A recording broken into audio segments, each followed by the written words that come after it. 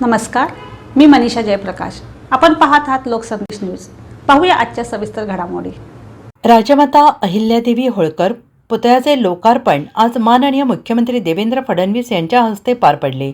या कार्यक्रमाला माननीय जयंत पाटील, विश्वजित कदम, विशाल पाटील, चंद्रकांत पाटील, सुधीरदादा गाडगे आदी मान्यवर उपस्थित होते। सर्व समाजातील आणि पक्षातील कार्यकर्त्यांनी कार्यक्रमास उपस्थित राहत राजमाता अहिल्यादेवी होळकर पुतळा समितीचे चांगले आयोजन केले होते। मध्यंतरीच्या काळामध्ये त्यांच्या 300व्या जयंतीच्या निमित्ताने या ठिकाणी आपण एक अतिशय सुंदर अशा प्रकारचं एक फोटो बुक तयार केलं, ज्याच्यामध्ये सुंदर असे त्यांच्या इतिहासाचे फोटोग्राफ आणि त्याचा इतिहास लिहिला।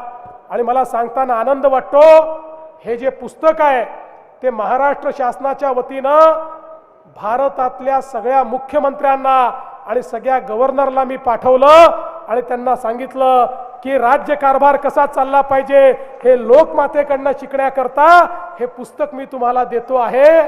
आणि खऱ्या अर्थानं चोंडीचा विकास आराखडा आज अण्णासाहेब डांगे या ठिकाणी आहेत। अण्णासाहेबांनी चोंडीमध्ये पहिल्यांदा त्या ठिकाणी आमच्या लोकमातेचं जे स्मारक आहे ते स्मारक तयार करण्याचं काम हातामध्ये घेतलं।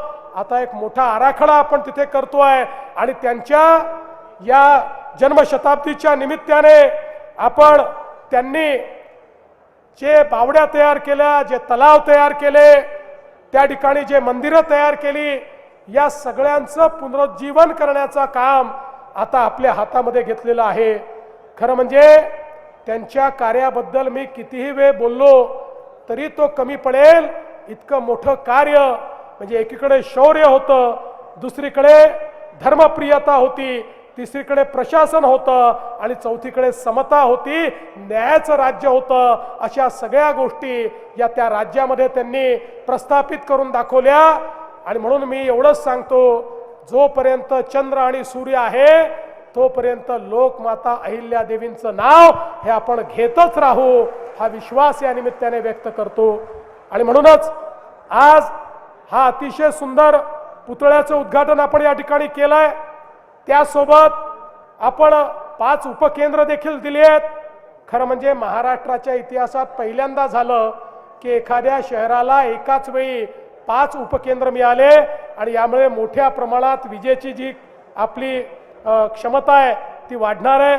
त्यासोबत मला याही गोष्टीचा आनंद आहे की आज जिल्हा प्रशासनाने झोपडपट्टीमध्ये पट्टे वाटप सुरू केलेलं आहे।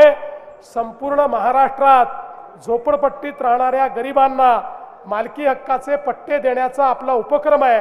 त्यात आज सांगली, मिरज, कुपवाडमध्ये देखील ही व्यवस्था सुरू झाली। त्याबद्दल देखील आपलं मी मनापासून अभिनंदन करतो। आणि पुढच्या काळामध्ये आपल्याला कल्पना आहे की आपण फ्लड डायव्हर्शनच्या माध्यमातून 500 कोटी रुपयाची कामं सुरू केलेली आहेत, ज्यामुळे सांगली आणि कोल्हापूरमध्ये जे पुराचा धोका सातत्याने तयार होतो, लोकांची घरं बुडतात, लोकांची शेती त्या ठिकाणी बुडत असते, मोठं नुकसान गावांमध्ये आणि शहरामध्ये होते।